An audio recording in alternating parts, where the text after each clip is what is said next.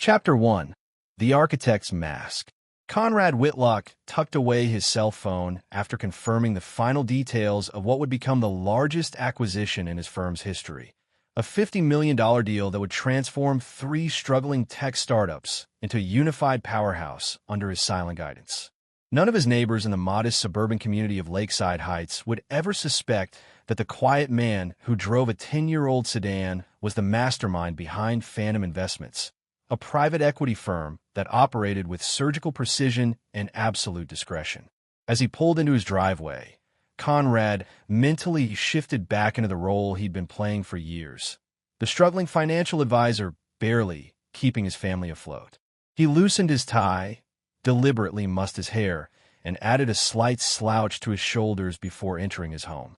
"You're late again," Stella Whitlock called from the kitchen, not bothering to look up from her wine glass.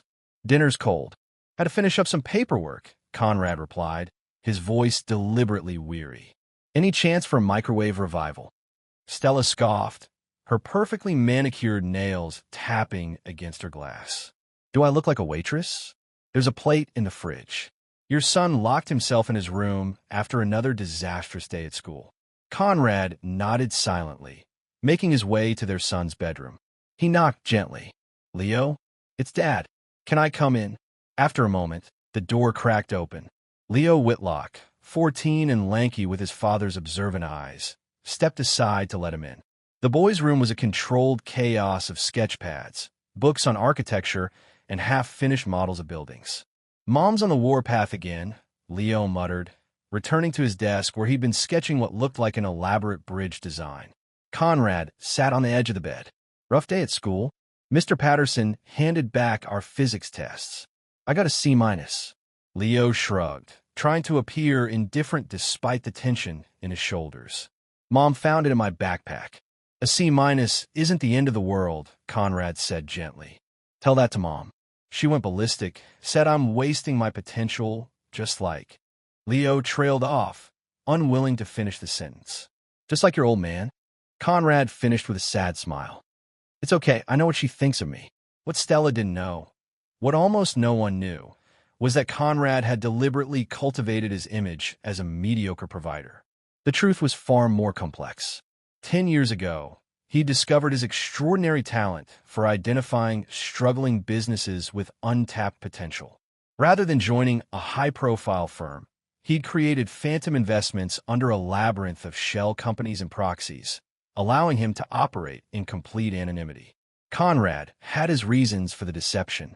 His father had been a celebrated financial wizard whose success had made him a target. When Conrad was 12, his father was kidnapped and held for ransom by people who'd researched his wealth extensively. Though the police rescued him, the experience had left deep psychological scars in Conrad. He'd promised himself his own family would never face such dangers. But years of playing the underachiever had taken its toll on his marriage. Stella, once genuinely in love with him, had grown resentful of what she perceived as his lack of ambition. She'd married Conrad expecting the brilliant economics graduate to become a financial titan, not the supposed struggling financial advisor whose modest income barely covered their mortgage. "I notice you're working on that bridge design for the city competition," Conrad said, changing the subject. Leo's face brightened slightly. "Yeah, I probably shouldn't waste time on it since I'm already screwing up my real subjects, but—" "Your passion isn't a waste of time," Conrad interrupted firmly. "Never let anyone tell you otherwise." After spending an hour helping Leo refine his bridge design, Conrad headed to the master bedroom. Stella was already asleep, or pretending to be. Their relationship had devolved into a cold war of silence and occasional skirmishes. He quietly gathered his pillow and a blanket, heading for the guest room that had become his de facto bedroom over the past year. As he lay in the dark, Conrad scrolled through encrypted messages about tomorrow's closing procedures for the massive deal. None of his clients had ever met him in person. He conducted all business through secure channels and trusted proxies. Only his attorney, Miranda Powell, knew his true identity, a necessity protected by attorney-client privilege. The irony wasn't lost on Conrad. To the world that mattered in high finance, he was a mysterious legend whose investment touch turned struggling companies into gold. To his wife, he was a disappointment. To his son, he was a well-meaning but ineffectual father. Something would have to change soon. The mask was becoming unbearable. Chapter 2. The Catalyst. The morning unfolded with its usual routine. Conrad prepared breakfast, while Stella readied herself for her job as an event coordinator for Lakeside Heights' wealthiest residents. Her career gave her access to the social circle she craved, but couldn't fully access due to what she perceived as Conrad's failures. "I'll be home late," Stella announced, barely touching her breakfast. "I'm coordinating the Hendersons' anniversary gala. Try not to wait up." Conrad nodded, noticing how she didn't meet his eyes, a tell he'd cataloged years ago that usually indicated she was lying. The Hendersons' anniversary wasn't for another 3 weeks. He knew because his firm had quietly financed Mr. Henderson's luxury watch company expansion. After Stella left, Conrad drove Leo to school before heading to the small office he maintained downtown, a necessary prop in his elaborate charade. His assistant, Naomi, one of the few people aware of his dual identity, greeted him with a knowing smile. "The papers are ready for the Triton merger," she said, handing him a thick folder. "And Miranda called. She says everything's in place for the final transfer." Conrad nodded, feeling a curious mixture of triumph and emptiness. The $50 million deal would solidify his position as one of the most successful private investors in the country, yet he couldn't share this victory with his family. "I think it's time we discussed Phase 2, he said quietly. Naomi's eyebrows rose. "You're sure?" "Once you start." "I'm sure," Conrad interrupted. "Set up a secure meeting with Miranda for tomorrow morning. It's time to make some changes." Throughout the day, Conrad finalized the details of the deal, his mind partly focused on the elaborate plan he'd been constructing for months. He'd originally intended to reveal his success gradually, easing his family into the reality of his actual wealth. But something told him that scenario was no longer viable. When his private phone buzzed with a message from Leo at 3:15 p.m., Conrad felt a jolt of concern. Leo never texted during school hours. "Failed my math test. Mom's gonna freak. Can you come home early?" Conrad immediately cleared his schedule and drove home, arriving just as Leo walked up the driveway, shoulders slumped under the weight of his backpack and impending confrontation. "That bad?" Conrad asked gently. Leo handed him the test paper without a word. The red F at the top was accompanied by a note from the teacher. "Leo seems distracted. Conference needed." "I studied," Leo said defensively. "I just blanked when the test started." "I believe you," Conrad replied, placing a reassuring hand on his son's shoulder. "Everyone has bad days. We'll figure this out." They entered the house to find Stella already home, her expression thunderous. Conrad realized she must have returned early, perhaps hoping to surprise Leo after school. "Show me," she demanded, holding out her hand. Leo reluctantly handed over the test. Stella's face flushed with anger as she scanned the paper. "An F? After all the tutors and study sessions?" Her voice rose with each word. "This is completely unacceptable, Leo. What were you thinking?" "I tried," Leo began. "Clearly not hard enough." Stella interrupted. "This is what happens when you waste all your time on those ridiculous building designs instead of focusing on what actually matters." Conrad stepped forward. "Stella, let's discuss this calmly. One test doesn't." "Oh, don't start with your mediocre expectations," Stella snapped, turning her fury toward Conrad. "This is partly your fault. He's learning to settle for failure by watching you." Conrad felt the familiar sting of her words but maintained his composure. "That's enough, Stella. Leo needs support, not." "Support? Where's your support been for this family? You're a walking example of wasted potential." Stella's voice echoed through the house. "Leo, do you want to end up like your father? A man who can barely keep the lights on? A man whose colleagues from college are now running investment firms while he struggles with basic financial planning for retirees?" "Mom, stop it," Leo pleaded, his face flushed with embarrassment and anger. "No, you need to hear this," Stella continued, her voice dripping with contempt. "Your father had every opportunity to be successful, and he threw it all away with his pathetic risk aversion and lack of ambition. and now you're following right in his footsteps. You're becoming useless, just like your father." The word hung in the air between them. Useless. Conrad stood perfectly still, his expression unreadable. In that moment, something crystallized within him, a decision that had been years in the making. The knowledge that he'd just closed a $50 million deal that morning sat heavy in his mind, a stark contrast to Stella's assessment of him. "Leo, go to your room," Conrad said quietly. "Your mother and I need to talk." "There's nothing to talk about," Stella said dismissively. "I have to get ready. I'm meeting clients for dinner."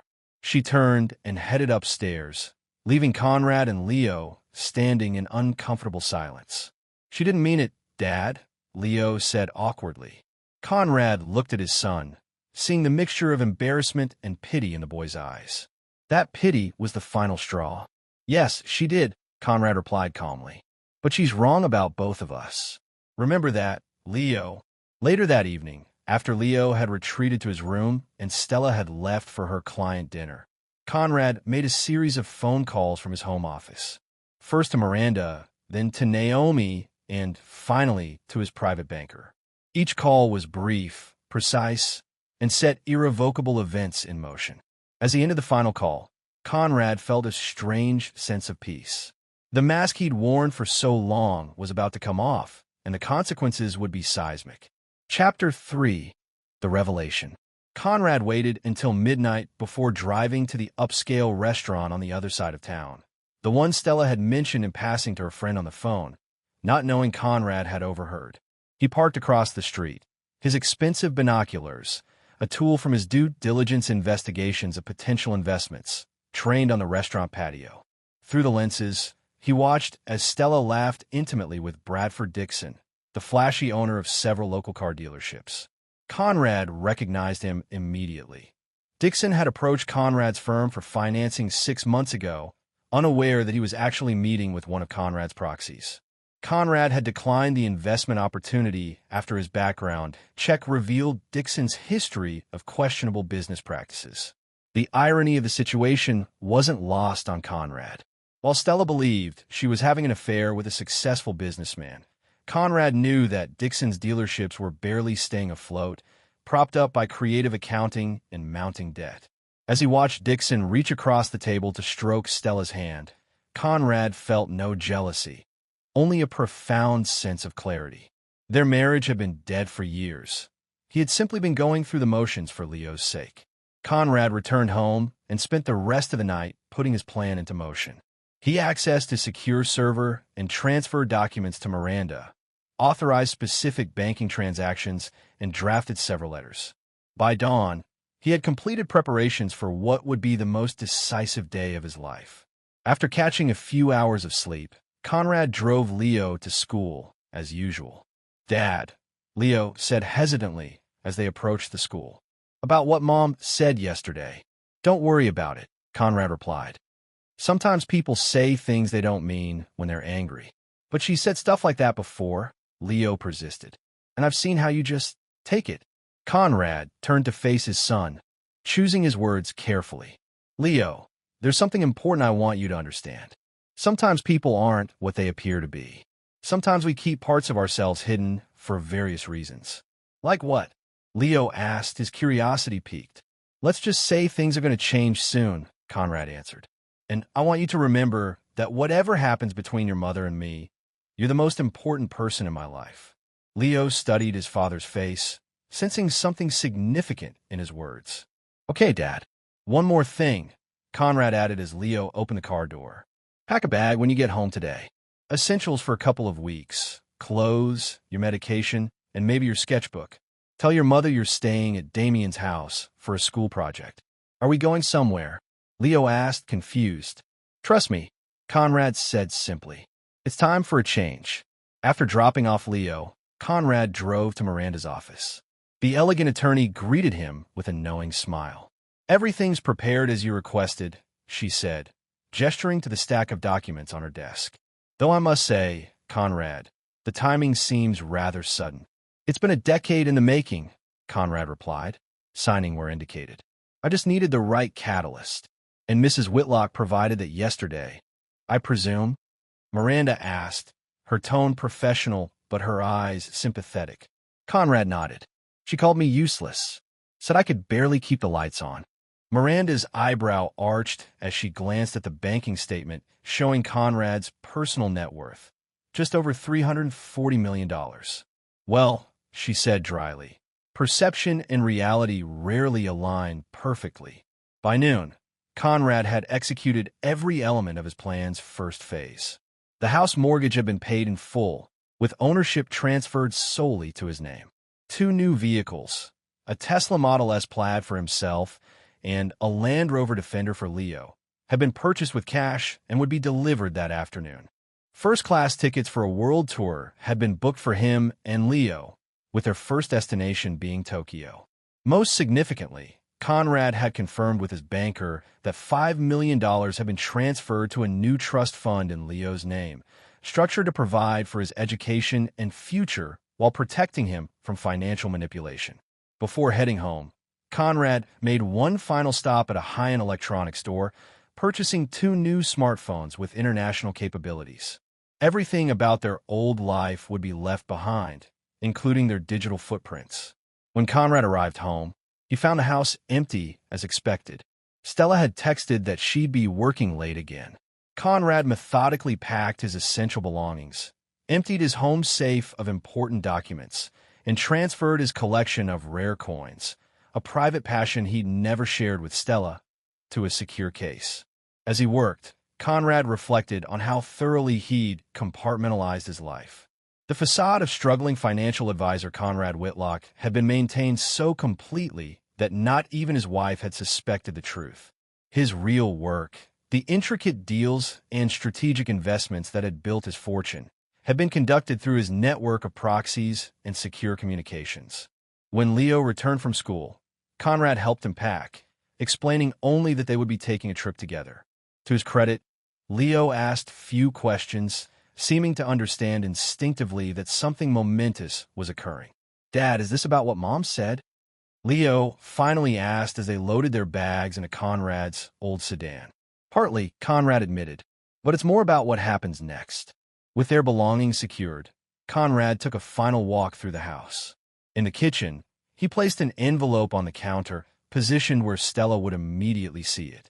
Inside was a copy of the paid mortgage statement, the deed transfer, and a brief note in Conrad's precise handwriting. "Stella, I paid off the house. It's now solely in my name, though you may continue to live here if you wish. You'll find 2 new cars in the garage. Consider them my parting gifts, though only one is for you. Leo and I will be traveling for a while. Don't bother trying to reach us on our old numbers. By the way, the lights are still on. I guess I'm not as useless as you thought. Guess who's useless now? Conrad." As a final touch, Conrad left his wedding ring on top of the note. Father and son drove away just as the afternoon sun began its descent, leaving behind a life built on carefully constructed illusions. In the passenger seat, Leo seemed both anxious and exhilarated, occasionally glancing at his father with new eyes.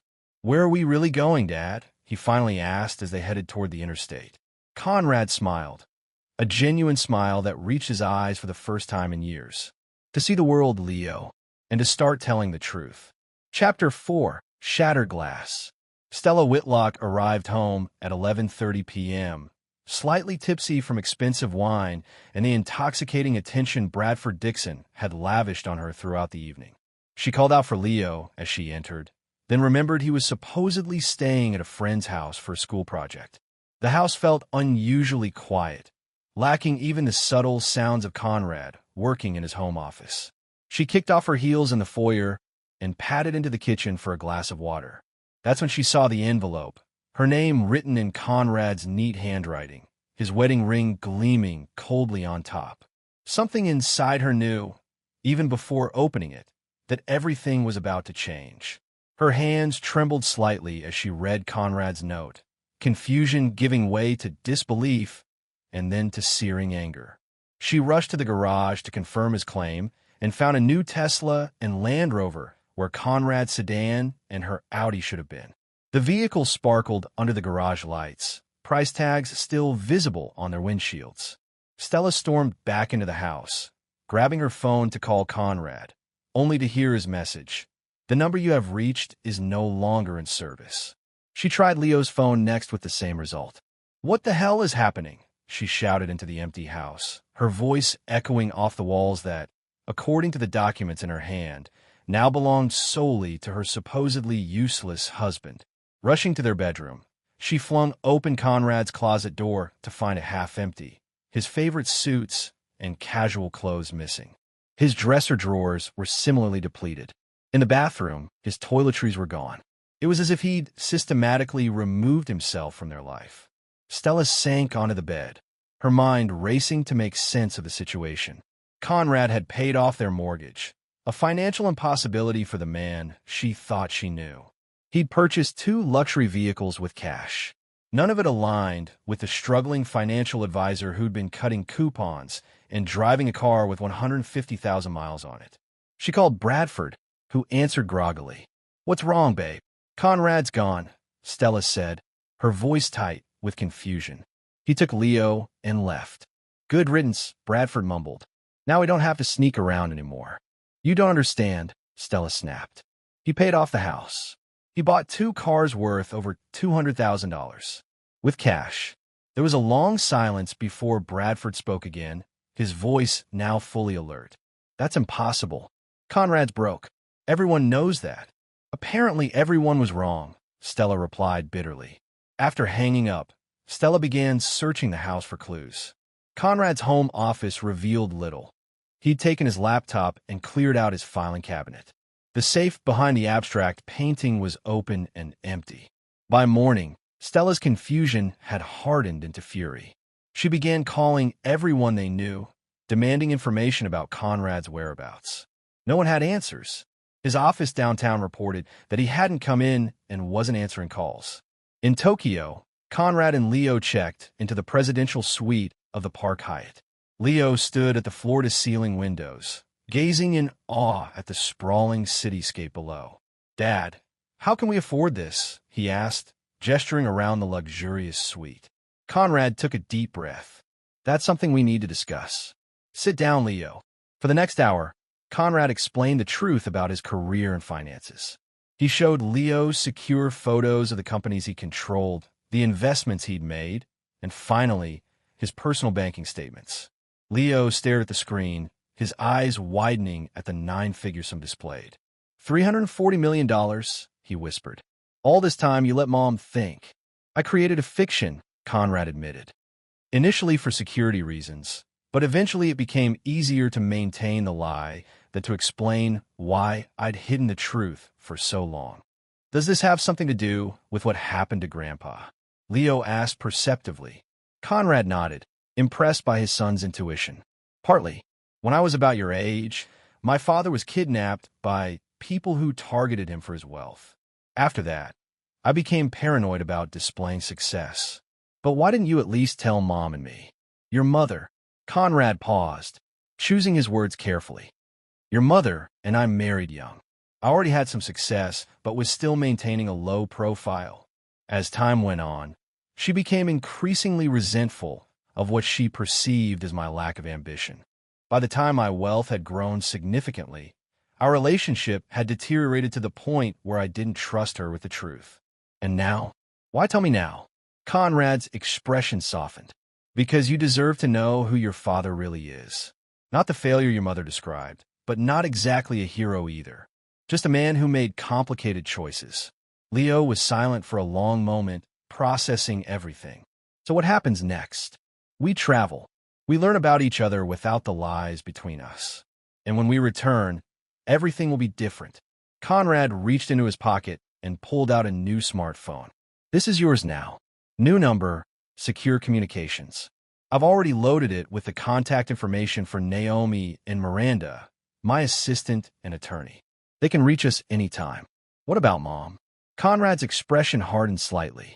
"Your mother made her choices long before yesterday. The words she said to you, to us, were merely the final straw." As Leo explored their suite, Conrad checked his secure email. Naomi had confirmed that Stella had been calling the office repeatedly, growing increasingly agitated with each call. Miranda reported that Bradford Dixon had attempted to access information about Conrad's finances through a private investigator, an expected move that would lead nowhere. Conrad smiled grimly. Phase 1 was complete. Stella's world was already beginning to crack. Phase 2 would shatter it entirely. Back in Lakeside Heights, Stella's day had gone from bad to catastrophic. She'd driven to Conrad's office, demanding answers from his receptionist, only to be told that Conrad had taken an indefinite leave of absence. When she'd threatened to call the police to report Leo missing, the receptionist had calmly produced a notarized letter from Conrad, granting him sole temporary custody during their trip, signed by Stella herself. "I never signed this," Stella had shouted, staring at what appeared to be her perfect signature. The receptionist, Naomi, Conrad had called her, had simply smiled. "We have video of you signing it last month, Mrs. Whitlock. Perhaps you forgot." Stella knew she was being lied to, but the signature was unervingly perfect. She'd fled the office, her thoughts in chaos. By evening, Stella had called Conrad's number 50 times. Each attempt met with the same disconnection message. She'd sent 30 text messages, ranging from furious demands to tearful pleas. "Where the hell are you? Bring Leo home now. You can't just take our son and disappear. Whatever game you're playing, it's over. Come home. Conrad, please. Let's talk about this. I'm sorry about what I said. I was upset. At least tell me Leo is safe." No responses came. When Bradford arrived that night, his reaction to the news about Conrad's apparent wealth had shifted from disbelief to calculating interest. "There has to be an explanation," he said, pacing the living room. "Maybe he embezzled the money. Maybe he's running a Ponzi scheme." "Conrad's too cautious for that," Stella replied, her voice hollow. "Too risk-averse. Everyone has secrets," Bradford insisted.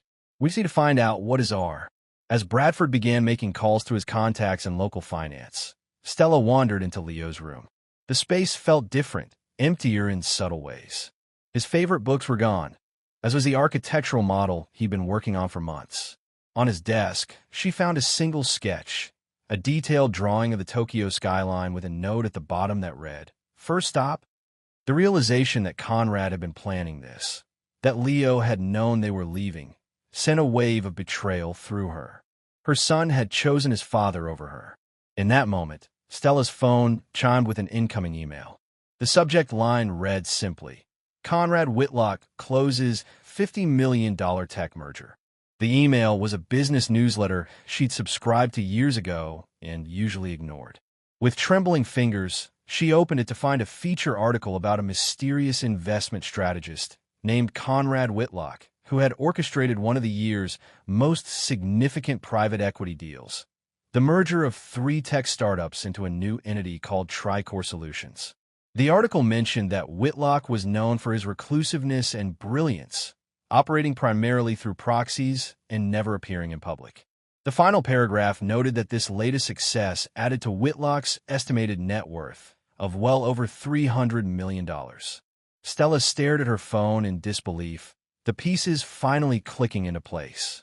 The husband she'd belittled for years, the man she'd called useless to his face and derided behind his back, was actually one of the most successful private investors in the country. And now he was gone, taking their son and leaving her with nothing but a paid-off house, a luxury car, and the dawning realization that she'd monumentally misjudged the man she'd married. Her phone chimed again with another email, this one from Miranda Powell, Conrad's attorney. It contained only a link to a cloud storage folder and a password. When Stella entered the password, she found hundreds of photos, surveillance images of her and Bradford together over the past 18 months, date and timestamps included. The final image was from 2 nights ago, Bradford's hand intimately placed on her thigh under the restaurant table. The message was clear. Conrad had known everything. Stella's legs gave out, and she sank to the floor of Leo's room, her son's sketch of Tokyo still clutched in her hand, as the full magnitude of what she'd lost began to sink in. Chapter 5. The Domino Effect. 1 week into their world tour, Conrad and Leo stood atop the Tokyo Skytree, gazing out at the sprawling metropolis below. Leo had been flourishing away from the pressure of his mother's expectations, revealing a natural talent for architecture that Conrad was determined to nurture. "I've been thinking," Conrad said, watching his son sketch the cityscape. "When we get to our next destination, how would you feel about taking some architecture courses?" Leo looked up from his sketch pad. "Like college courses? Why not?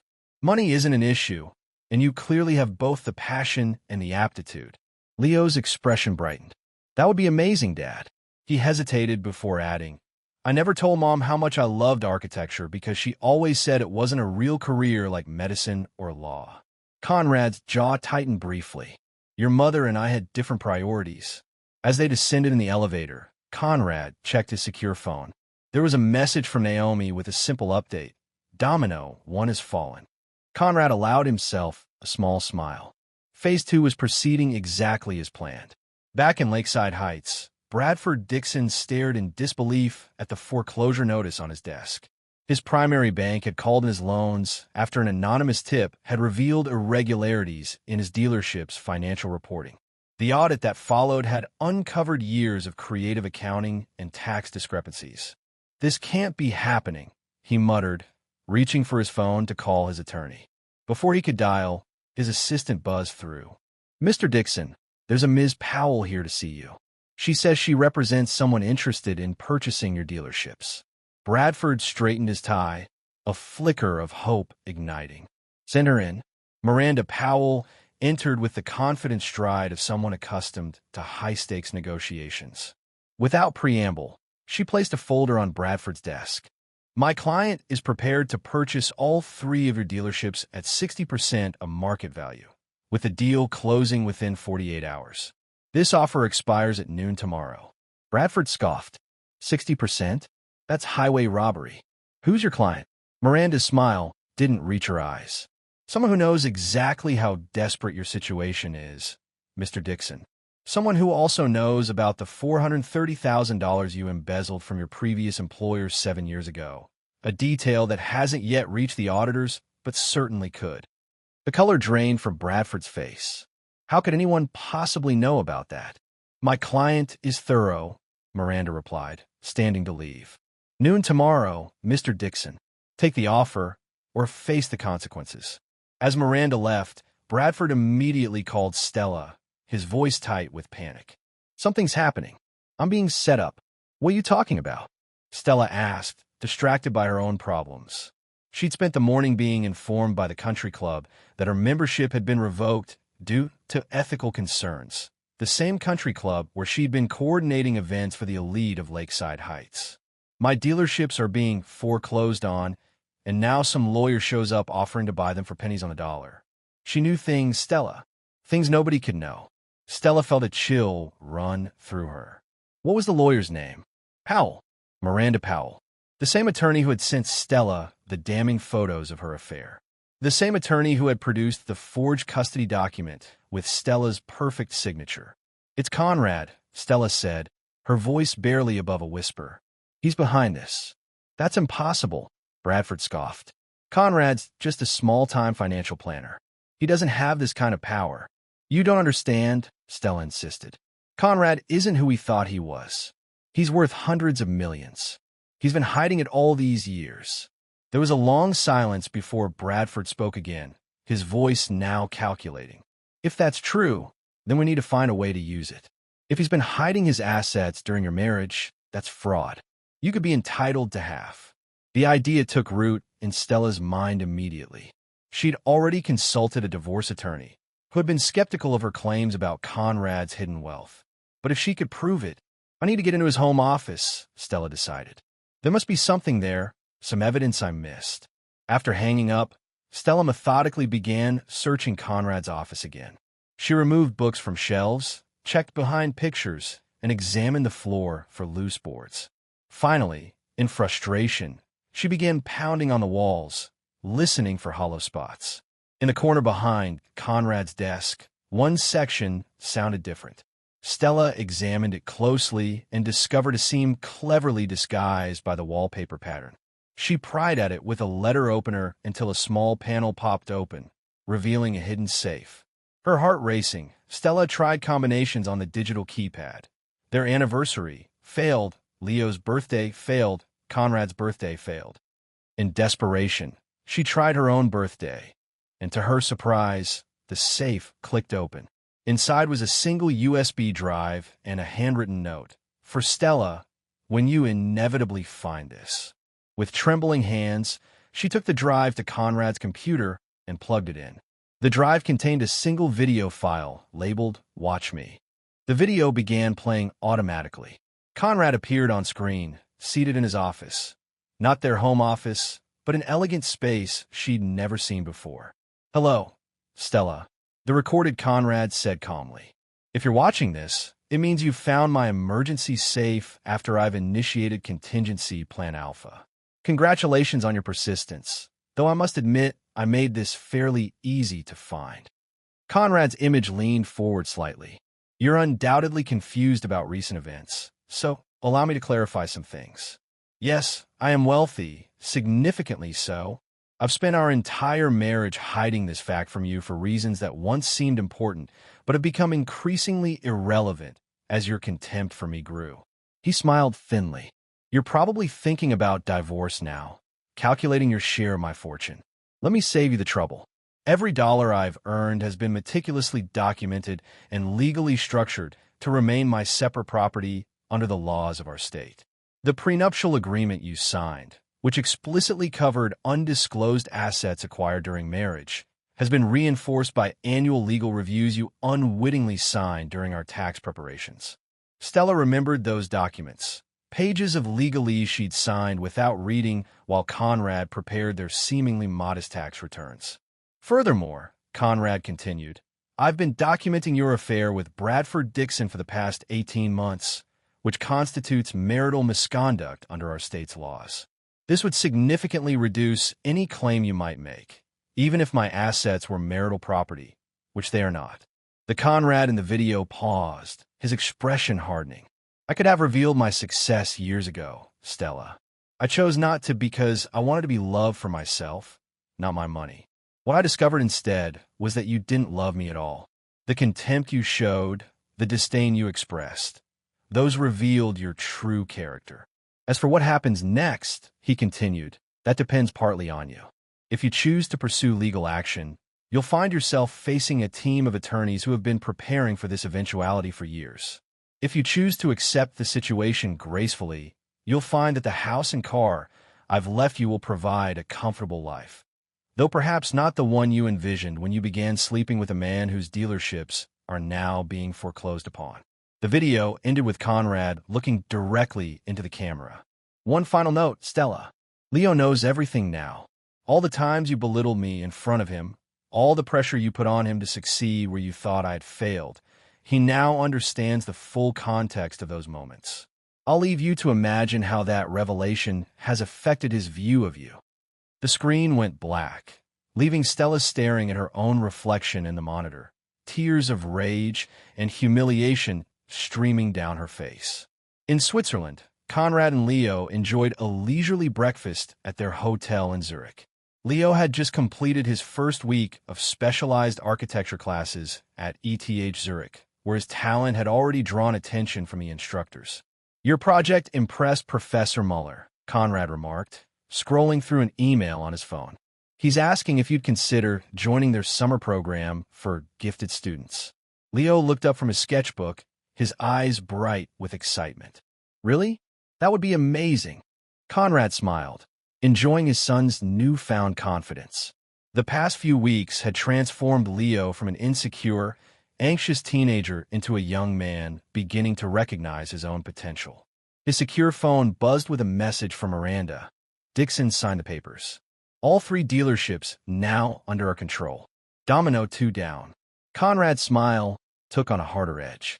He thought of Stella, alone in the house they had shared, surrounded by evidence of his success and her misjudgment.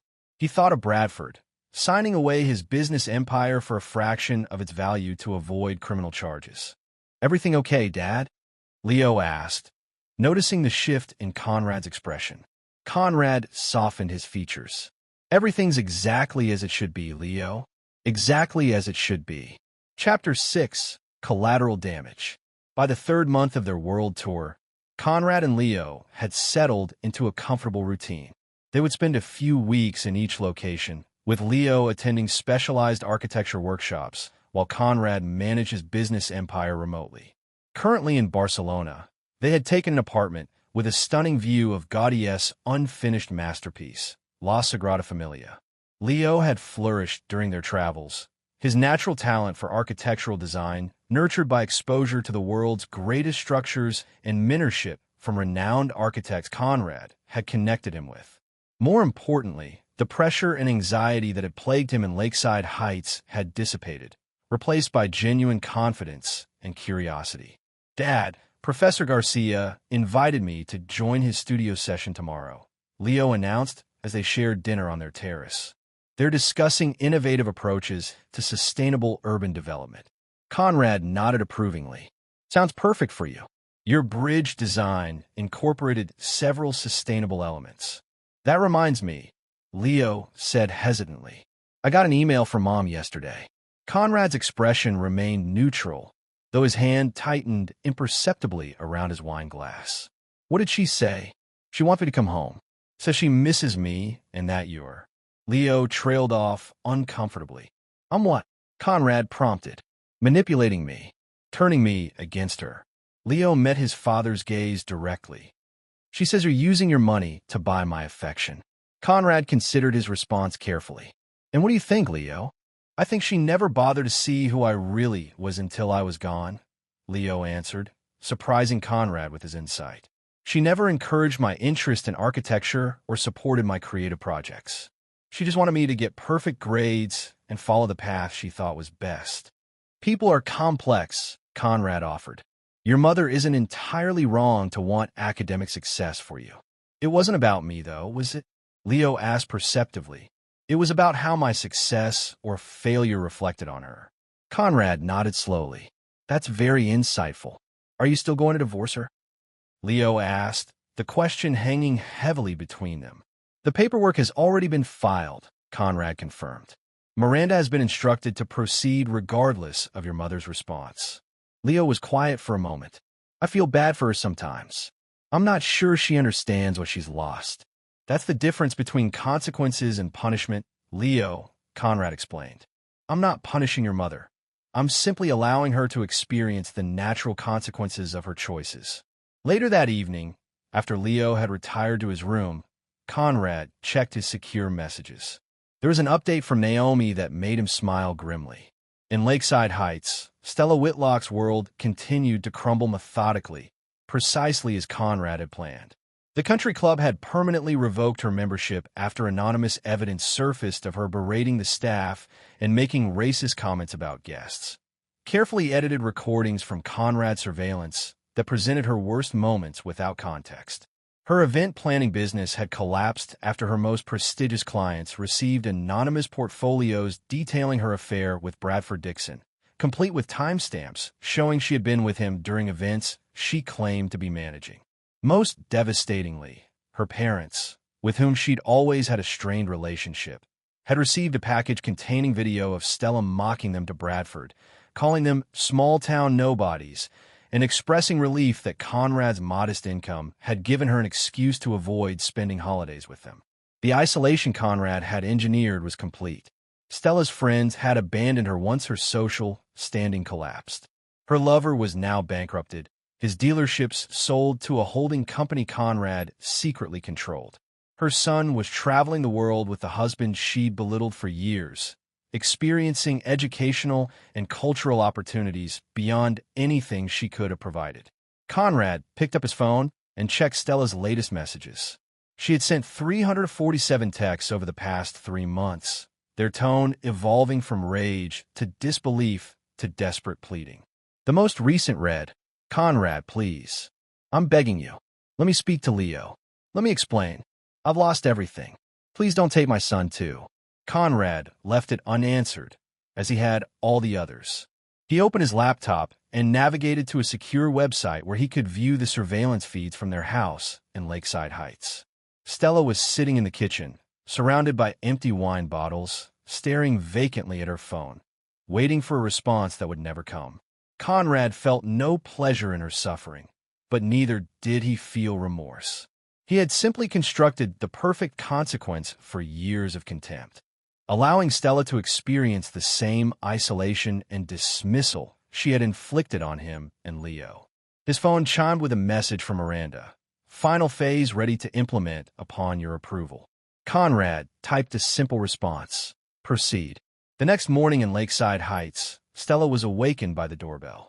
She staggered to the door, disheveled from another night of fitful sleep and too much wine, to find Miranda Powell standing on her doorstep, elegant as always in a tailored suit. Mrs. Whitlock, Miranda said coolly, I have some documents that require your attention. Stella stepped aside, wordlessly, to let her in. Over the past months, she had learned that fighting against Conrad's attorney was futile. Miranda Powell represented a system of power and privilege that Stella had once believed herself part of, but now recognized had always been beyond her reach. Miranda placed a thick envelope on the kitchen counter. These are the final divorce papers. My client has been quite generous, all things considered. You may keep the house and car, and he has established a modest trust that will provide you with $5,000 monthly for the next 10 years. Stella laughed bitterly. Generous? He's worth hundreds of millions. And as I've explained repeatedly, those assets are legally separate from marital property, Miranda replied evenly. Furthermore, your documented marital misconduct substantially weakens any claim you might make. The offer on the table is significantly more than you would receive if we litigated this matter.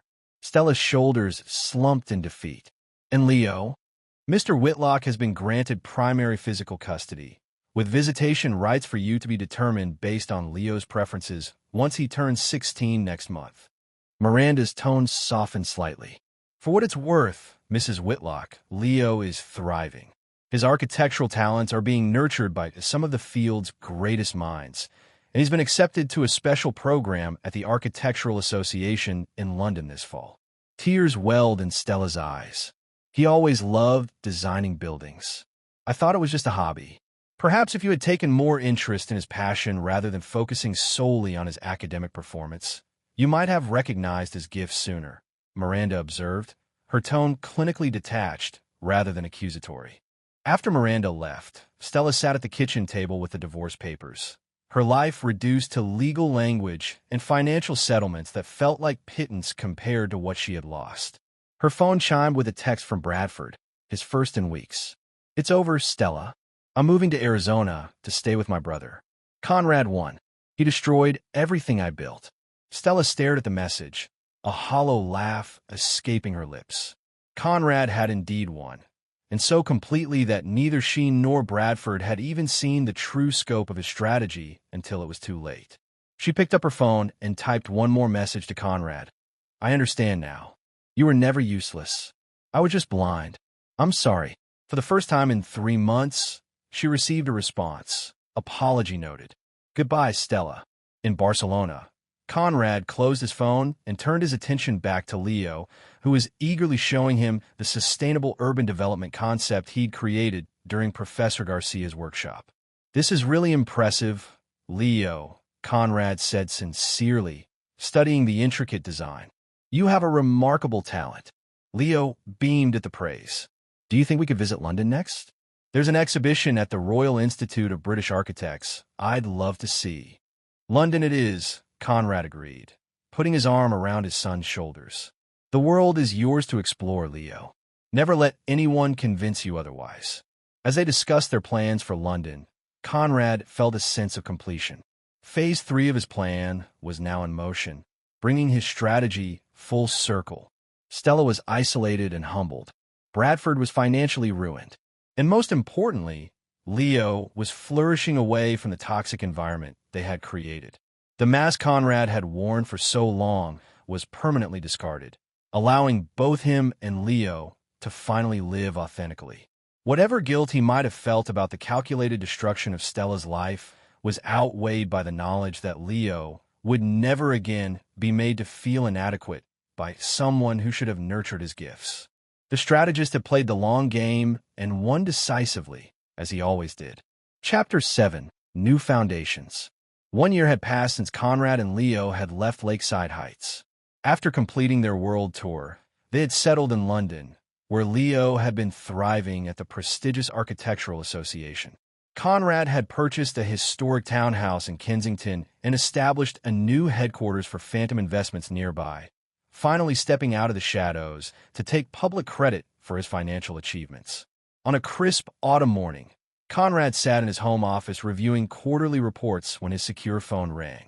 The caller ID showed Miranda Powell. "Miranda, good morning," Conrad answered. "I trust everything is proceeding as planned." "Better than planned," Miranda replied. "The Bradford-Dixon situation has been fully resolved. After the bankruptcy proceedings, we were able to acquire his remaining assets through our shell company for pennies on the dollar. His attempt to file a lawsuit claiming you orchestrated his downfall was dismissed for lack of evidence yesterday." "Excellent," Conrad said, making a note in his calendar. "And Stella?" "She's accepted the revised settlement terms," Miranda confirmed. "In exchange for the additional monthly stipend, she's agreed to waive all future claims and maintain confidentiality about your financial history. She's also agreed not to contact Leo unless he initiates communication." Conrad felt a weight lift from his shoulders. The final pieces of his strategic extraction from his former life were falling into place with the precision he'd envisioned. "Thank you, Miranda. Your work on this has been invaluable." After ending the call, Conrad found Leo in the townhouse's sunroom, working on an architectural model for his latest school project. "That looks impressive," Conrad observed, studying the intricate design. "Is this for Professor Harrington's sustainability challenge?" Leo nodded, carefully adjusting a miniature solar panel array on the model's roof. "It's a community center that generates more energy than it uses. I'm incorporating water reclamation systems and vertical gardens." Conrad smiled with genuine pride. In the years since they'd left Lakeside Heights, Leo had transformed from an anxious, underperforming student into a confident young architect in training whose designs had already won 2 student competitions. "I heard from Miranda this morning," Conrad said, taking a seat across from Leo. "The divorce is finally settled." Leo's hands stilled on his model. "How's Mom?" "Accepting the situation," Conrad replied carefully. "The agreement includes a provision that she won't contact you directly. Any communication would need to be initiated by you." Leo was silent for a moment, his expression thoughtful. "I'm not ready to talk to her yet. Maybe someday, but not now." "That's entirely your decision," Conrad assured him. "There's no rush." "Has she tried to contact you again?" Conrad hesitated before answering truthfully. "Yes. She sends messages occasionally, primarily about financial matters, but sometimes asking about you." What Conrad didn't share was the nature of Stella's most recent message, sent late at night with the desperation of someone who had lost everything. "I know what you did, Conrad. Not just to me, but to Bradford. You systematically destroyed both of us. Was it worth it? Did ruining our lives make you feel powerful?" He had left it unanswered, as he did most of her messages now. "I have some news of my own," Conrad said, changing the subject. "I've been invited to deliver a keynote address at next month's Global Investment Summit. I've decided to accept." Leo looked up in surprise. "Really? You're going public with everything?" "Not everything," Conrad clarified, "but I'm tired of operating exclusively from the shadows. It's time for Conrad Whitlock to take credit for his achievements." Later that afternoon, Conrad met with Naomi, who had relocated to London to continue as his chief of staff. They sat in his private study, reviewing the final reports on what Conrad still referred to as the Lakeside situation. "Bradford-Dixon has moved to Phoenix," Naomi reported, consulting her tablet.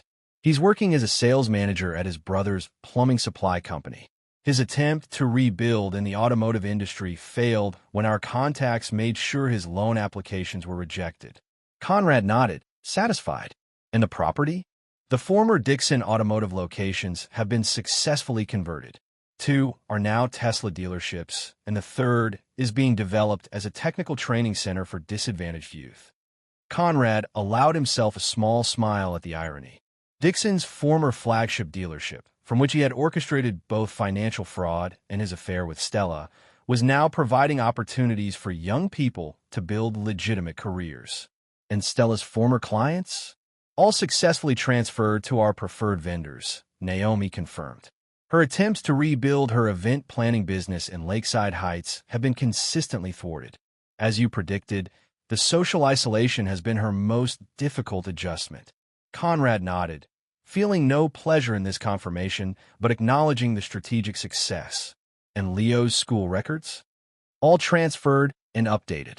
His current transcript shows remarkable improvement, and Professor Harrington specifically mentioned his potential for a scholarship to the architectural graduate program at Cambridge. Pride swelled in Conrad's chest. He's extraordinary. All he needed was the right environment to flourish.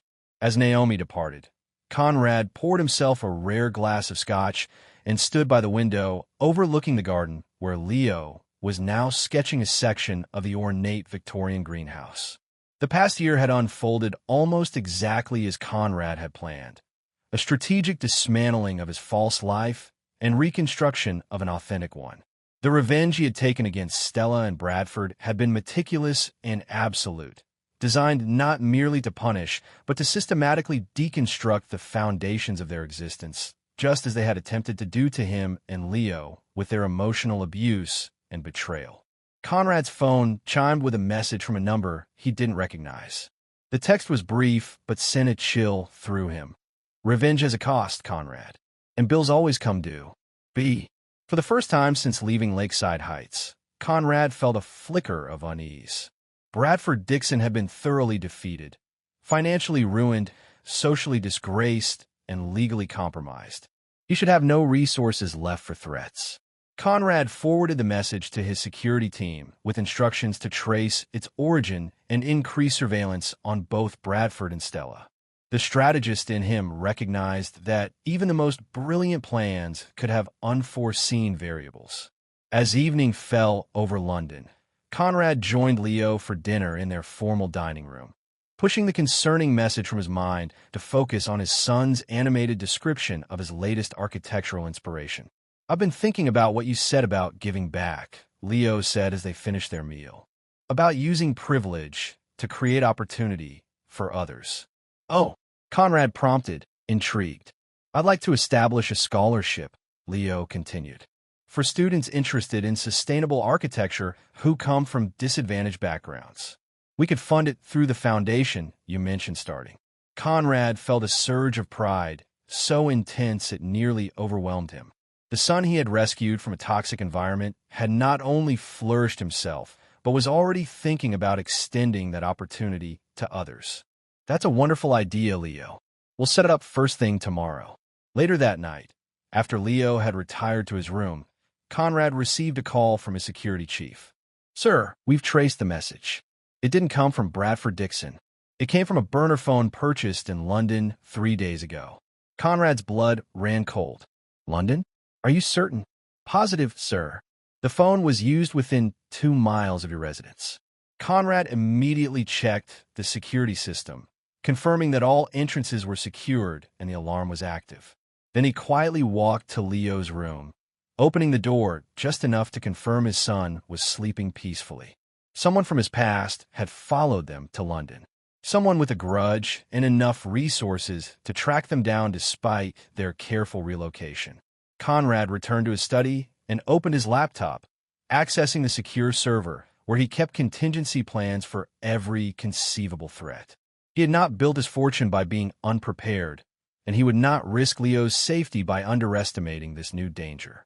Whoever had sent that message would soon discover that Conrad Whitlock's capacity for strategic ruthlessness had only begun to reveal itself.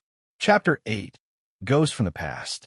The mystery of the threatening text deepened over the following week. Conrad's security team traced the burner phone's movements through central London, but lost the trail when it was apparently discarded near Paddington Station. Enhanced security measures were implemented around both the townhouse and Leo's school, with plainclothes guards maintaining discreet surveillance. Conrad had not shared the threat with Leo, unwilling to disrupt the stability his son had found. Instead, he maintained his regular schedule while quietly activating a network of contacts to investigate who might have followed them from Lakeside Heights. On a rainy Tuesday afternoon, Conrad was meeting with investors at Phantom's London headquarters when his secure line rang, with Naomi's designated code. "Excuse me, gentlemen," he said smoothly to the venture capitalists gathered around his conference table. "I need to take this." In his private office, Conrad answered tensely. "What's happened?" "Sir, we've identified a possible security concern," Naomi reported. "A woman matching Stella's description was photographed by our surveillance system near Leo's school yesterday. She didn't approach the building, but she observed it for approximately 20 minutes before departing in a taxi." Conrad's grip tightened on the phone. "Confirm it's her. Then have the security team bring her to the Belgravia safe house. No interaction with Leo, understood?" "Understood, sir." Conrad ended the call, his mind already calculating probabilities and consequences. Stella had never been particularly resourceful or determined. For her to track them to London and conduct surveillance suggested either a dramatic change in character or external assistance. The threatening text message took on new significance in this context. Could Bradford Dixon be coordinating with Stella from Phoenix? The timing seemed more than coincidental. Conrad returned to his meeting, maintaining his composed exterior while his mind worked through contingency scenarios. If Stella had indeed come to London, she had violated the non-contact agreement in their divorce settlement. That gave him legal leverage, but it didn't explain how she had found them or what she hoped to accomplish. Later that evening, Conrad received confirmation from his security team. Facial recognition had verified Stella's identity from the surveillance footage. She was staying at a mid-range hotel in Bayswater under her maiden name, Morrison. "Should we proceed with interception, sir?" his security chief asked over the secure line. Conrad considered the options. Confronting Stella directly might provide answers, but could also escalate the situation unpredictably. "Maintain surveillance for now," he decided. "I want to know who she contacts, where she goes, and especially if she attempts to approach Leo again."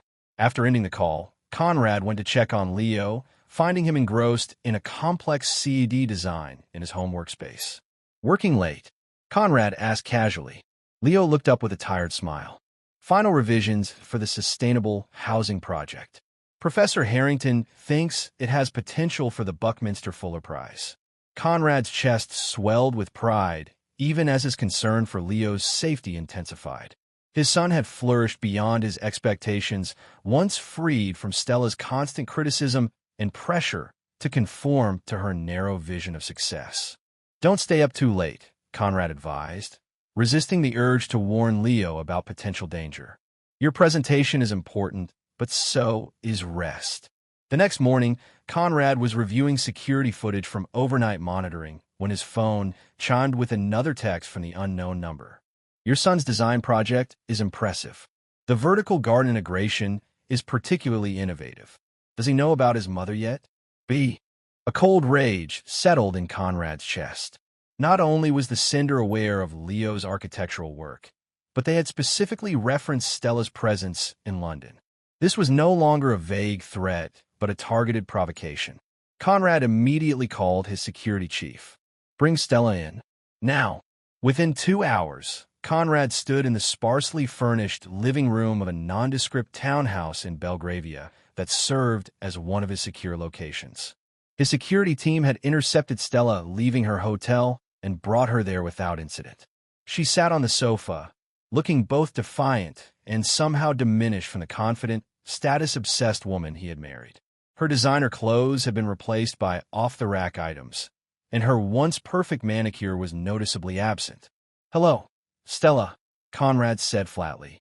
"I believe our divorce agreement included a no-contact provision regarding Leo." Stella met his gaze directly.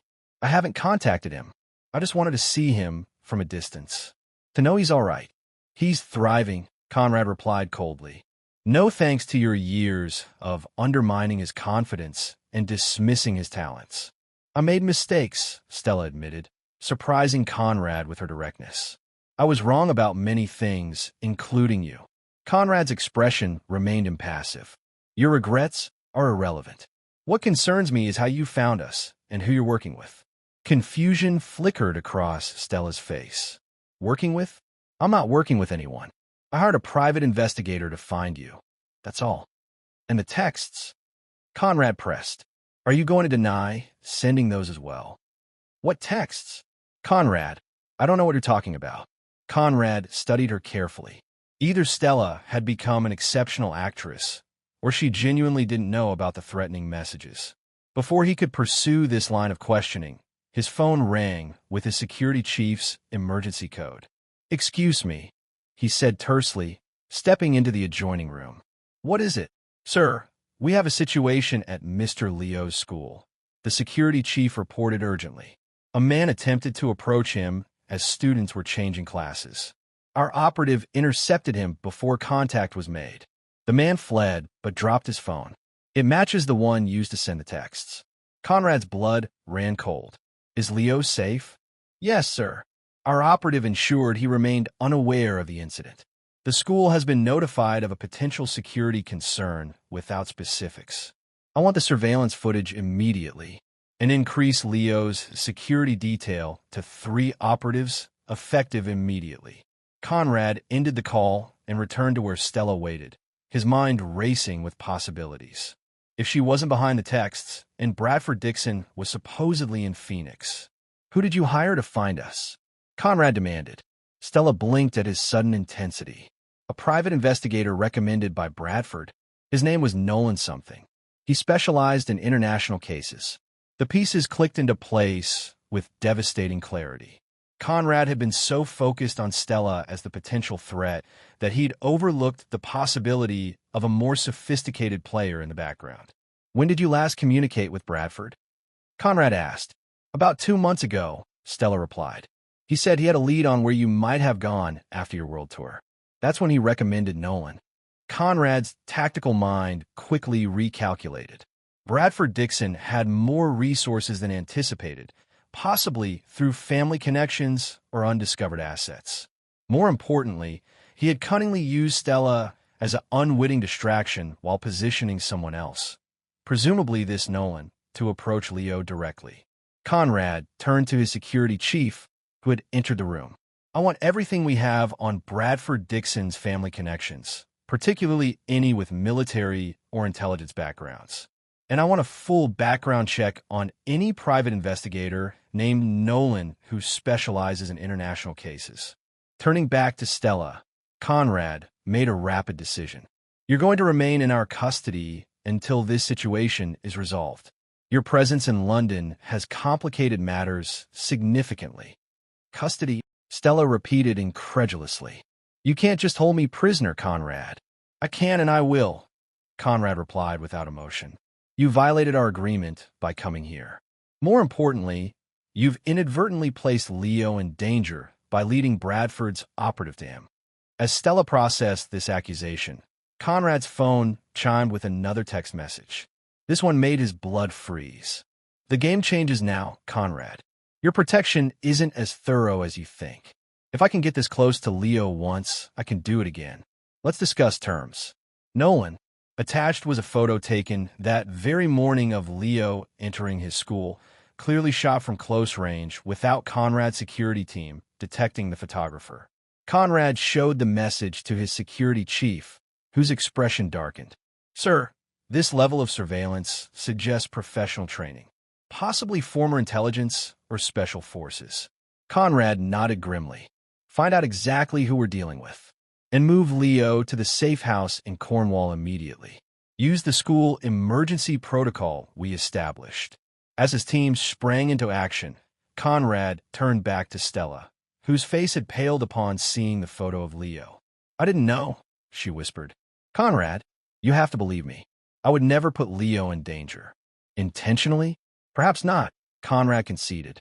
"But your resentment and Bradford's desire for revenge have created this situation nonetheless."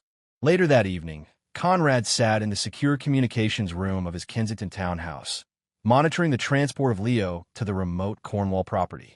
The extraction had gone smoothly, with Leo told only that a credible security threat required temporary relocation. His security team had compiled preliminary information on Nolan Reese, the operative Bradford had hired. The picture it painted was concerning. Former British intelligence, with specialized training in surveillance and extraction, dishonorably discharged for unauthorized operations, and subsequently working as a high-end private contractor for clients willing to pay for morally ambiguous services. Conrad's phone rang with a call from an unlisted number. He activated the call tracing protocol before answering. "Whitlock," he said tersely. "Impressive security response today," came a smooth, cultured voice. "Your son was relocated within 3 hours of the incident. Professional work." "Nolan Reese," Conrad replied, signaling his team to continue the trace. "Bradford Dixon must be paying you well for this level of operation." Dixon provided the motivation and initial funding, Reese confirmed casually. "But I've developed a personal interest in this case." "You're quite the strategic mind, Conrad. The way you systematically dismantled Dixon and your ex-wife was artistry." "What do you want?" Conrad demanded, keeping Reese talking while the trace continued. "Originally, to help Dixon get evidence of your financial manipulations. Now, I'm more interested in testing my skills against someone of your caliber. It's rare to find a worthy opponent." The casual arrogance in Reese's tone sent a chill through Conrad. This wasn't a simple revenge mission anymore. It had evolved into something potentially more dangerous, a personal challenge from a trained operative who viewed the situation as an intellectual game. "Then you should know you're outmatched," Conrad replied coldly. "I've identified you. I know your background, and my resources far exceed anything Dixon could provide." Reese chuckled. "That's why this is interesting. Here's my proposal. I'll cease all operations targeting your son in exchange for £10 million transferred to an offshore account. Consider it a consulting fee for exposing the weaknesses in your security protocols." Conrad's security chief signaled that they had triangulated Reese's location to within 2 city blocks. "You've miscalculated, Reese," Conrad said, his voice dangerously soft. "I don't negotiate with threats to my family. What I do is eliminate them, permanently and thoroughly." "Bold words," Reese replied, sounding amused rather than concerned. "We'll see whose strategy prevails. Give my regards to Stella." The line went dead just as Conrad's team pinpointed Reese's exact location. "Deploy the interception team," Conrad ordered. "I want Reese contained within the hour." As the security personnel mobilized, Conrad turned to the surveillance feed showing Stella in the safe house's secured guest room. She sat on the edge of the bed, her posture reflecting defeat and confusion. Conrad had dismissed her as a direct threat, but she remained a liability, a potential point of leverage Reese could exploit. The strategic move would be to isolate her completely until the situation was resolved. Yet for the first time since executing his revenge against Stella and Bradford, Conrad felt a flicker of something approaching doubt. Not about the justice of his actions. Their betrayal had earned the consequences he delivered, but about the collateral damage his strategy had created.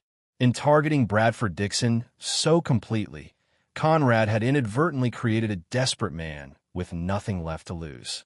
That desperation had led to the hiring of Nolan Reese, who now posed a legitimate threat to Leo's safety. The strategist in Conrad recognized the irony. His perfect revenge had created an unforeseen vulnerability, exactly the scenario he had built his business success on avoiding. As he monitored the interception team's progress toward Reese's location, Conrad made a cold calculation. This threat would not be managed through conventional security measures alone. It would require the same methodical, ruthless approach he had applied to dismantling Stella and Bradford's lives. Nolan Reese had made a critical error in challenging Conrad Whitlock directly. He was about to discover just how thoroughly the silent strategist could respond when his son's safety was at stake. Chapter 9. The Final Calculation. The Cornwall safe house resembled a picturesque country estate from the outside, its stone walls and manicured gardens concealing state-of-the-art security systems and reinforced construction. Conrad arrived by helicopter shortly after dawn, having spent the night coordinating the manhunt for Nolan Reese. The interception team had missed Reese by minutes, finding only the burner phone he'd used to call Conrad left deliberately on a park bench. The psychological warfare aspect was clear. Reese was demonstrating his ability to anticipate Conrad's moves. Conrad entered the main house to find Leo in the sunroom, sketching the dramatic coastline visible through the windows. Despite the hasty relocation, His son appeared calm, a testament to the resilience he'd developed over the past year. "Morning, Dad," Leo greeted him, looking up from his sketch pad. "Your security team runs a tight ship. Blake wouldn't even let me walk in the garden without an escort." Conrad managed a reassuring smile. "Just precautionary. How are you holding up?" Leo shrugged. "It's not every day you get whisked away to a secret mansion because of a security concern." "Are you going to tell me what's really happening?" Conrad had prepared for this question during the helicopter flight. Leo deserved some version of the truth, even if not every detail. "Someone from our past in Lakeside Heights has been making threats," Conrad explained, taking a seat across from Leo. "We have reason to believe they might attempt to approach you." Leo studied his father's face intently. "Mom, no, though she's involved indirectly," Conrad admitted. "She's actually here in a separate wing of the house." Leo's eyebrows shot up. "Mom's here? Since when?" "Since yesterday. She came to London hoping to see you, which inadvertently led someone else to your school." Leo was silent for a moment, processing this information.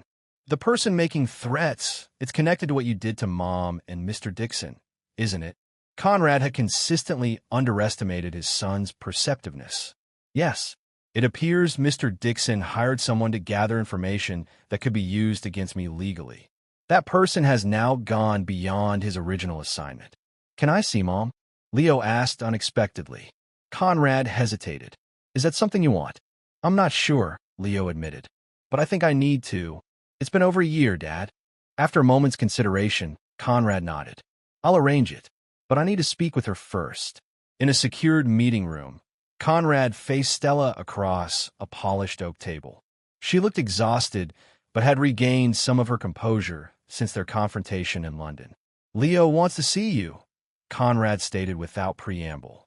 "Before I allow that, I need absolute clarity about your involvement with Reese." "I've told you everything," Stella insisted. "Bradford recommended him. I paid him to find you and Leo. That's all." "Did you discuss revenge with Bradford? Exposing my financial dealings?" "Anything that might have motivated Reese to go beyond simply locating us." Stella hesitated, confirming Conrad's suspicion that she wasn't being entirely forthcoming. "Bradford mentioned something about proving you had manipulated financial markets to destroy his business," she finally admitted. "He thought if we could get evidence, we might be able to negotiate a better settlement. But I never authorized anything that would put Leo at risk." Conrad studied her, weighing the likelihood that she was telling the truth. "Bradford's desire for revenge has created a dangerous situation. Reese is not merely a private investigator. He's former intelligence with specialized training. The kind of man who views this as a game rather than a job." Fear flickered across Stella's face. "What does he want?" "Money, supposedly. But I suspect his motivation has evolved into something more personal, a desire to match wits with someone he perceives as a worthy opponent." "What are you going to do?" Conrad's expression hardened. "What I've always done when faced with a threat to my family. Identify the vulnerabilities and exploit them decisively." Before Stella could respond, Conrad's secure phone rang with his security chief's code. "Excuse me," he said, stepping away from the table. "Go ahead." "Sir, we've intercepted communications between Reese and Dixon. Dixon appears to be en route to London, arriving Heathrow tomorrow morning on BA Flight 289 from Phoenix." "Interesting timing," Conrad observed. "Have a team ready to intercept Dixon at the airport and continue monitoring Reese's known associates. He'll need local support for whatever he's planning." After ending the call, Conrad returned to Stella. "It seems Bradford is more deeply involved than you suggested. He's flying to London as we speak." Stella's surprise appeared genuine. "I had no idea. He told me he couldn't afford to travel internationally anymore." "Apparently he found resources for this particular trip," Conrad replied dryly, "which raises questions about his true financial situation and what he hopes to accomplish by coming here personally." A theory was forming in Conrad's mind, one that explained both Reese's psychological warfare approach and Bradford's sudden appearance. This wasn't merely about revenge or money. It was about reversing the power dynamic Conrad had established through his systematic dismantling of their lives. "I'll arrange for you to see Leo this afternoon," Conrad told Stella, making a rapid strategic decision. In the meantime, I'd like you to call Bradford. Stella looked confused. Call him? Why? To find out exactly what he's planning, Conrad replied. He still believes you're working with him. Use that. Later that day, after Stella's supervised call to Bradford had confirmed Conrad's suspicions, Leo sat in the same meeting room, nervously awaiting his mother. Conrad had prepared him with a sanitized version of events, emphasizing that while Stella had made poor choices, she had never intended to put him in danger. When Stella entered, her composure momentarily faltered at the sight of her son. Leo had grown taller, his features more defined, carrying himself with a confidence that had been absent in Lakeside Heights. "Leo," she said softly, "you look wonderful." Leo remained seated, his expression guarded. "Hi, Mom." Conrad observed their reunion from the security monitoring room, watching the awkward conversation unfold. Stella attempted to bridge the gap of the past year with questions about Leo's studies and life in London. Leo answered politely, but maintained an emotional distance that clearly pained her. "Your father tells me you've been accepted into a special program at the Architectural Association," Stella said. "Try to connect." "That's amazing, Leo. You always said architecture wasn't a real career path," Leo replied evenly. "That I was wasting my time with those silly building designs." Stella winced at having her words quoted back to her. "I was wrong about a lot of things, Leo, including that." As the conversation continued, Conrad's security chief entered the monitoring room with an update. "Sir, the team intercepted Dixon at Heathrow as planned. He's being transferred to our secondary location for questioning." Initial search of his belongings found this. He handed Conrad a thumb drive in an evidence bag.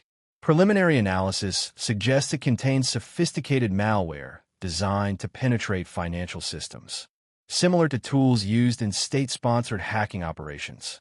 Conrad's suspicions crystallized into certainty. Reese isn't just hunting for evidence of my financial manipulations. He's planning to plant it.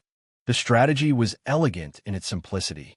If Reese couldn't find legitimate proof of Conrad's supposed financial crimes, he would manufacture it, using Bradford as the delivery mechanism.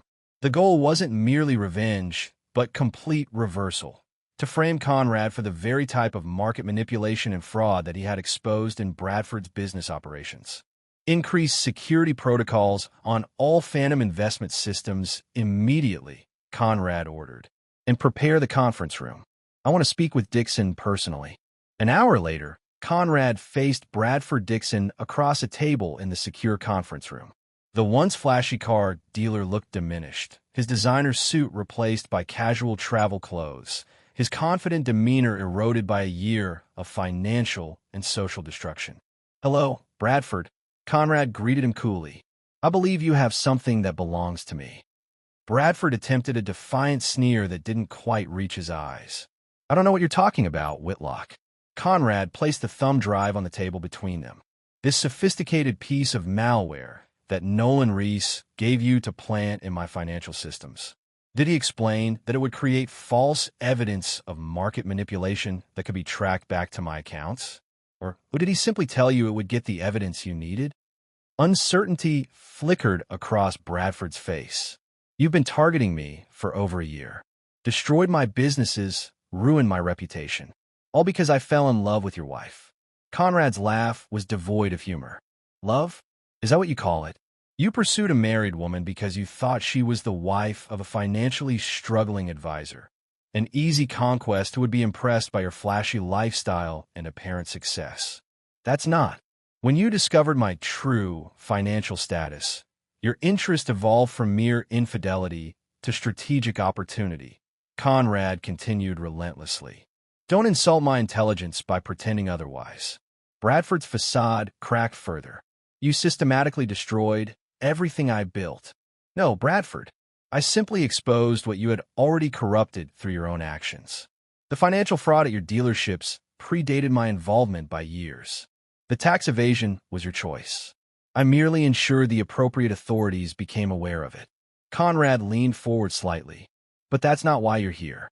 You're here because Nolan Reese convinced you that you could reverse our positions, frame me for financial crimes using this malware, then expose me the way I exposed you. Bradford's silence confirmed Conrad's assessment. What you fail to consider is that Reese has his own agenda, Conrad continued. Once he realized the extent of my resources, this became a game to him, a chance to test his skills against someone he considers a worthy opponent. You're merely a pawn in his actual strategy. He promised me revenge, Bradford said weakly. A chance to rebuild. At what cost? Conrad asked pointedly. Did he mention that his approach has endangered Leo? That he's been conducting surveillance on a 14-year-old boy?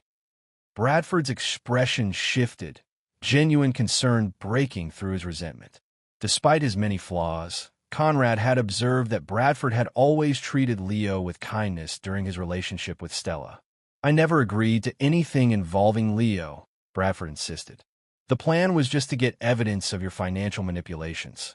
Yet here we are, Conrad replied coldly. With my son under protection because your operative decided to escalate the situation into personal territory. Conrad pushed a document across the table. This is a complete confession detailing your involvement with Reese, including the planned cyber attack on my financial systems. Sign it, and I'll ensure you return to Phoenix with enough resources to start over, far from my family. Refuse, and I'll have no choice but to pursue this as an attempted cybercrime with all the legal consequences that entails. Bradford stared at the document, then at Conrad. And Reese. Reese is my concern, not yours. After Bradford signed the confession, Conrad had him escorted to a secure location where he would remain until the situation with Reese was resolved. With one liability contained, Conrad turned his full attention to the more dangerous threat. The psychological profile his team had compiled on Nolan Reese suggested a man motivated by intellectual challenge rather than mere financial gain. This presented both a vulnerability and an opportunity. Reese's ego could be leveraged against him.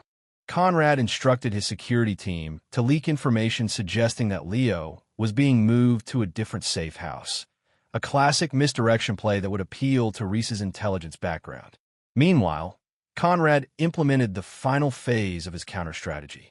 That evening, as Conrad reviewed the security arrangements with his team, Leo entered his temporary office in the Cornwall estate. I spoke with Mom, Leo said, taking a seat across from his father. She told me some things about what happened in Lakeside Heights, about how you systematically dismantled her life and Mr. Dixon's after we left. Conrad studied his son carefully. Yes, I did. She says you destroyed her reputation, isolated her socially, and bankrupted Mr. Dixon's businesses as revenge for how they treated you. That's a simplified version, but essentially accurate, Conrad confirmed, not attempting to sugarcoat his actions. Leo was quiet for a moment. The same strategic thinking you use in business, you used against them. Yes, and now someone's using similar tactics against you, Leo observed. Doesn't that make you question whether your approach was right? Conrad considered his response carefully. The difference is intent, Leo. I never endangered innocent people in my actions against your mother and Bradford. This man, Reese, has chosen to target you, someone completely uninvolved in the original conflict. Leo nodded slowly. I understand the difference. I'm trying to reconcile the father I've come to know this past year with someone capable of such calculated destruction. I won't apologize for protecting you from people who are causing you harm, Conrad said firmly. Your mother's constant criticism and dismissal of your talents was damaging you in ways that became clear only after we left. Bradford's relationship with her directly contributed to that toxic environment. So what happens now? Leo asked. With this Reese person? He'll be dealt with, Conrad replied simply. And then we'll return to our lives in London. And Mom? Conrad sighed. That's partly up to you, Leo. If you want a relationship with her, I won't prevent it. But it would need to be structured carefully to ensure she doesn't return to her previous patterns of behavior. Later that night, Conrad received the call he'd been anticipating from his security team leader. Target took the bait, sir. Reese attempted to access the decoy safe house location. He's been apprehended and is being transported to the secure facility now. Excellent. I'll speak with him in the morning. At dawn, Conrad entered the interrogation room where Nolan Reese was being held. The former intelligence operative presented a stark contrast to Bradford Dixon. Calm, composed, and showing no signs of stress despite his captivity. "Mr. Whitlock." Reese greeted him with unexpected cordiality. "I wondered when you'd make an appearance." "Mr. Reese," Conrad replied, taking a seat across from him. "I believe we have matters to discuss." Reese smiled thinly. "Indeed, though I must compliment your team on the elegant misdirection play. The leaked transport plans were convincing enough to warrant investigation, yet contained subtle inconsistencies that should have alerted me. A test within a test. Impressive. You mistake me for someone interested in playing games," Conrad said coldly. "You targeted my son. That was your fatal error. Business, Mr. Whitlock. Bradford Dixon paid for results. And yet you escalated beyond his parameters, developing what your communications described as a personal interest in the case." Conrad produced a folder containing printed emails between Reese and his associates. That's when this ceased to be business and became something else entirely. Reese's expression remained neutral, but Conrad detected a flicker of surprise at the revelation that his communications had been compromised. "Your methods with Dixon and your ex-wife were artwork," Reese admitted. "I recognized a kindred strategic mind. Few people appreciate the elegance of systematic deconstruction." "Here's what happens next," Conrad said, ignoring the attempt at establishing common ground. "The evidence of your planned cyber attack has been secured. Bradford Dixon has provided a signed confession detailing your involvement. I have 3 options regarding your fate." Reese raised an eyebrow, still maintaining his composure. "I'm listening." "Option 1. I turn you over to British authorities with evidence of your planned cyber crimes, your surveillance of a minor, and your history of unauthorized operations that led to your dishonorable discharge. Given your background, you'd face significant prison time." "Messy and public," Reese observed. "Not your typical approach." "Option 2. I use my resources to ensure you never work in private security again. Your reputation would be systematically destroyed among potential clients. Your financial accounts would be frozen through various legal mechanisms. You would effectively cease to exist professionally, following your established playbook. More elegant, I grant you." "Option 3, Conrad continued. "You sign a comprehensive non-disclosure agreement, accept a one-time payment of £1 million, and disappear permanently from my family's life. Any future contact, direct or indirect, would trigger immediate implementation of Option 2. Reese studied Conrad thoughtfully. "A generous offer, considering the circumstances. Though I'm curious why you'd choose such a clean resolution rather than the more thorough destruction you applied to Dixon."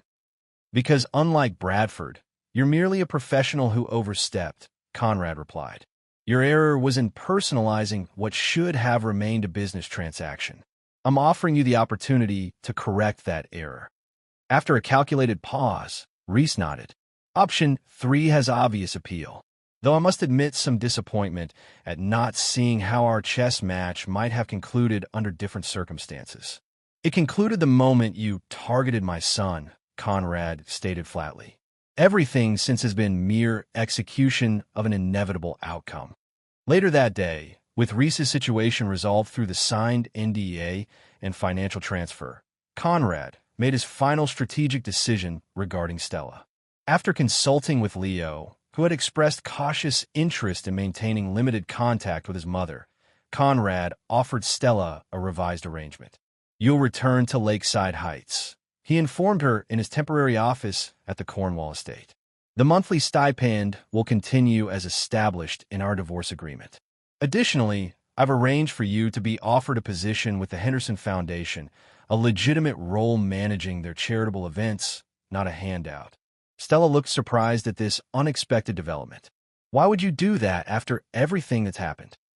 "Because despite your mistakes, you're still Leo's mother," Conrad replied evenly.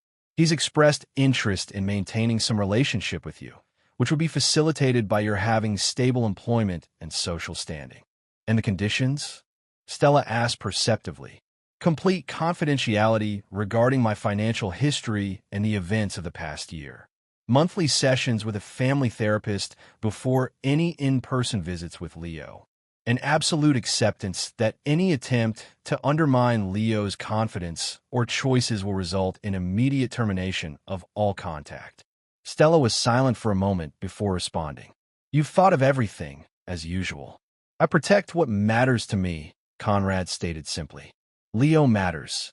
His well-being is non-negotiable. And us? Will there ever be anything beyond these calculated arrangements? Conrad's expression remained impassive. There is no us, Stella. There hasn't been for years.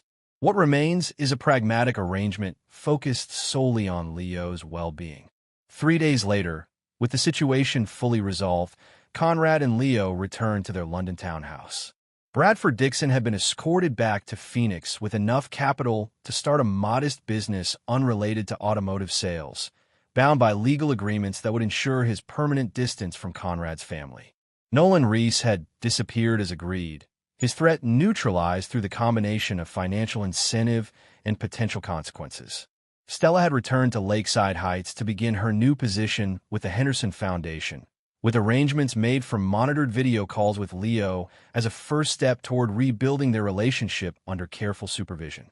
As Conrad and Leo settled back into their London routine, Leo approached his father in the study one evening. "Dad, can I ask you something?" Conrad looked up from his work. "Of course. Do you ever regret how thoroughly you dismantled Mom and Mr. Dixon's lives? Not the fact that you did it, but the extent of it." Conrad considered the question thoughtfully. Regret implies I would make different choices if given another opportunity. I wouldn't. The strategy one implemented was precisely calibrated to the situation, even though it ultimately created this danger with Reese. Every strategy has potential second-order consequences, Conrad explained. The art is in anticipating them and having contingencies ready. The Reese situation was managed because we were prepared for such possibilities. Leo nodded slowly. "I've been thinking about something Mom said, that you never forgive anyone who betrays you." "That's largely accurate," Conrad admitted. "I believe consequences should match actions. Your mother and Bradford betrayed my trust in profound ways over an extended period. The consequences reflected that reality." "What about me?" Leo asked quietly. "What if I make mistakes or disappoint you someday?" Conrad's expression softened immediately. "Leo, there's a fundamental difference between mistakes and betrayal. Everyone makes mistakes. They're how we learn and grow. Betrayal is a deliberate choice to harm someone who trusts you. I can't imagine a scenario where you would make such a choice." Leo seemed reassured by this distinction. "So the strategic mastermind has a heart after all," he said with a small smile. "Only for you," Conrad replied simply. "Always for you." As Leo returned to his architectural studies, Conrad reflected on the events of the past year. The mask of mediocrity he had worn for so long in Lakeside Heights had been permanently discarded. The strategic mind that had built his financial empire had been fully revealed, both in business and in his methodical dismantling of those who had betrayed him. The silent strategist had emerged from the shadows, his true nature now known to those who mattered. For Conrad Whitlock, this was the only victory that had ever truly mattered. The freedom to be himself completely, and to ensure his son could flourish in an environment where his talents were recognized and nurtured. The rest, the revenge, the countermeasures, the strategic maneuvering, had been merely the necessary means to that essential end. And there you have it. Another story comes to an end. What did you think? I'd love to hear your thoughts in the comments below. If you enjoy this story, consider joining our community by subscribing. It means the world to us. For more stories like this one, check out the recommended videos on screen. And I'll see you there.